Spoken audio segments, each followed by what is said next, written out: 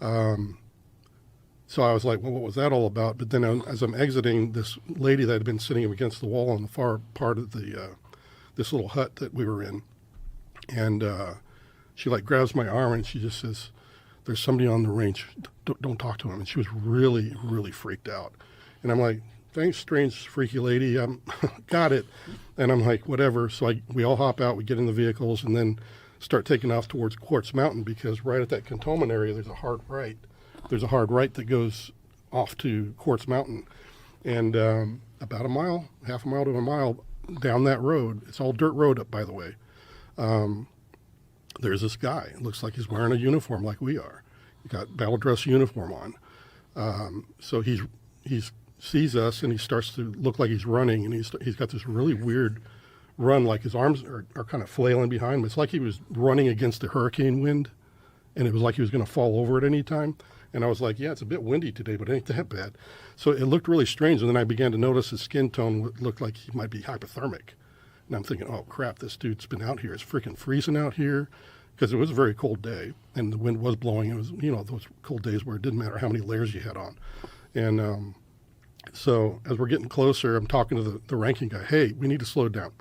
So anyway, I'm thinking, this guy's probably in big trouble. I need to pull off my jacket. I need to give him something to get warm real quick. So I'm starting to do that, and we're approaching, and by the time I get my jacket most of the way off, he's right there at the corner of the front of the car.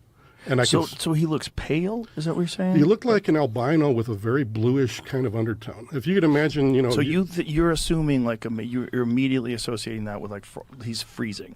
Yeah, because that's all I could equate it to. Right. And then as I'm starting to open my door to try to administer aid to this guy, the dude in the front passenger seat screams he's got no ears. And I thought that was pretty rude, because I was like, the guy's in trouble. Does he have a hat on? He's got a hat on, and he's got BDUs that look absolutely clean, pristine. And when you're uprange, you do not wear your cleanest uniform. You're in a dirty environment.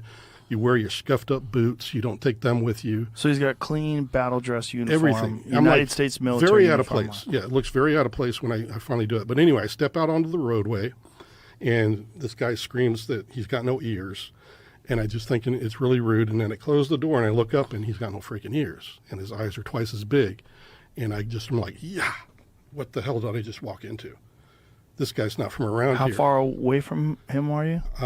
Probably from me to just a few Logan. feet. Yeah, just a few, just talking distance. Okay.